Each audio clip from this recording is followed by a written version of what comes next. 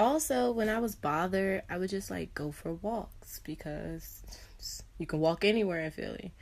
You cannot walk anywhere here. You will eventually run into like a highway, a route. Personally, I feel as though I ask some great literature questions. Like I be really on it with like the misconceptions and shit. Like there needs to be a misconceptions class with like literature about just like pronunciation and spelling because shit just why the fuck are we not teaching children the roots of words? Like I had Miss Rossi teach me that shit in the 11th or 12th grade. That is too late. Like, thank you for helping me get my score up a little bit on the SATs, but that's too late. I could have been better off in like 12th grade because 11th grade I had Mr. Beckett.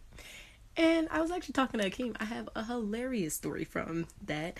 Anybody that was in my class. Only person I remember is JB being in that class, but whatever. Before I start my story, I just want to point out, sorry that I'm talking so much, but if you think this is a lot, think about what goes in my head. Goes on in my head.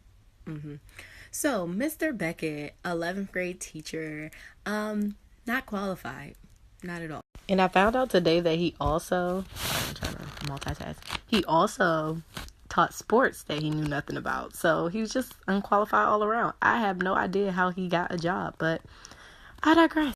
My favorite story. So we eventually realized this nigga's unqualified. So we set him up.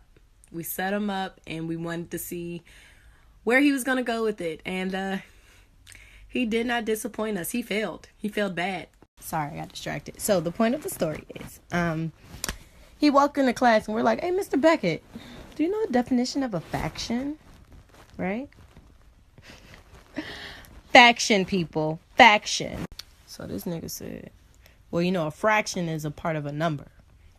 So a faction is a part of a fact.